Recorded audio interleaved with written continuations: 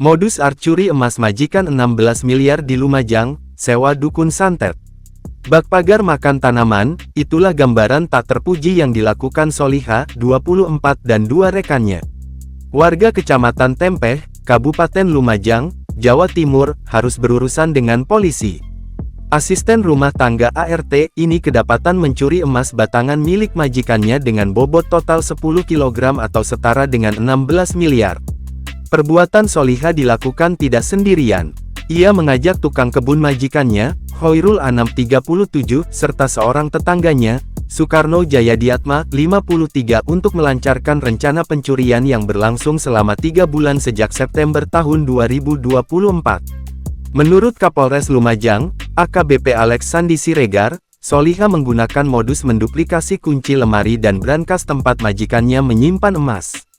Modusnya, kunci brankas dan kunci lemari korban diduplikat tanpa sepengetahuan pemilik, ujar Alex dalam konferensi pers di Mapolres Lumajang, Selasa, tanggal 25 Maret tahun 2025. Awalnya, Soliha bersama Hoirul Anam mencuri 2 batang emas yang kemudian dijual ke sebuah toko emas di Lumajang. Namun, bukannya langsung mengambil hasil penjualannya, mereka justru menginvestasikan emas tersebut ke toko emas dengan perjanjian pembagian keuntungan. Merasa aksinya berjalan mulus, Soliha dan Hoirul Anam terus melakukan pencurian hingga jumlah emas batangan yang diambil mencapai 6 batang. Hasil dari pencurian ini digunakan untuk membeli berbagai barang mewah seperti perhiasan emas dan uang tunai dalam jumlah besar. Namun, setelah 6 kali beraksi, Soliha mulai merasa gelisah dan takut majikannya akan menyadari pencurian tersebut. Karena itu, ia meminta bantuan Sukarno untuk mencarikan seorang dukun santet yang dapat menghilangkan majikannya secara gaib. Sukarno pun meminta bayaran cukup besar untuk menemukan dukun tersebut. Demi memenuhi permintaan tersebut, Soliha kembali mencuri emas majikannya hingga total emas yang diambil mencapai 13 batang atau sekitar 10 kg.